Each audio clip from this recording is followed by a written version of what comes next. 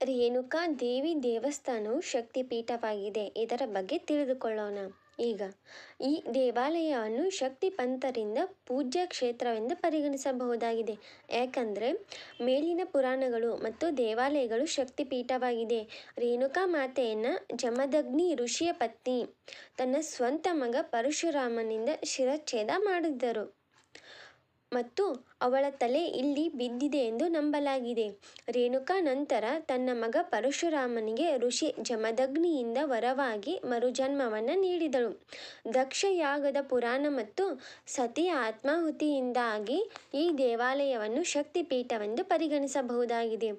ಶಕ್ತಿಪೀಠಗಳು ದುರ್ಗಾ ಅಥವಾ ಆದಿಪರಾಶಕ್ತಿ ದೇಗುಲಗಳಾಗಿದ್ದು, ಶಿವನು ಹೊತ್ತುಕೊಂಡು ಅಲೆದಾಡಿದಾಗ ಸತೀದೇವಿಯ ಶವದ ಭಾಗಗಳು ಬಿದ್ದ ಕಾರಣ ಶಕ್ತಿಯ ಉಪಸ್ಥಿತಿಯೊಂದಿಗೆ ಪ್ರತಿಷ್ಠಾಪಿಸಲಾಗಿದೆ ಎಂದು ನಂಬಬಹುದಾಗಿದೆ. ಸಂಸ್ಕೃತದ 51 ವರ್ಣಮಾಲೆಗಳಲ್ಲಿ 51 ಶಕ್ತಿಪೀಠಗಳಿವೆ. ಮಹೋರಿನ ಶಕ್ತಿಯನ್ನು ರೇಣುಕಾ ದೇವಿ ಎಂದು ಸಂಬೋಧಿಸಬಹುದಾಗಿದೆ. ಹೆಚ್ಚಿನ ಶಕ್ತಿಪೀಠವು ಕಾಲಭೈರವ ದೇವಾಲಯದೊಂದಿಗೆ ಸಂಬಂಧಿಸಿದೆ. ಇನ್ನು ಇದರ ಭೂಗೋಳಶಾಸ್ತ್ರದ ಬಗ್ಗೆ ನೋಡೋಣ.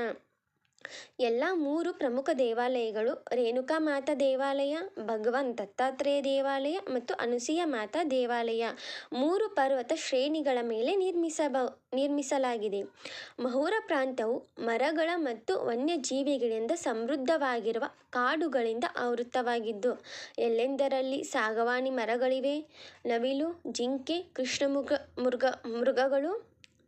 ಕೃಷ್ಣಮೃಗಗಳು, ಚಿರತೆ ಕಾಡಿನಲ್ಲಿ ಬಹಳ ಸಾಮಾನ್ಯವಾಗಿದೆ.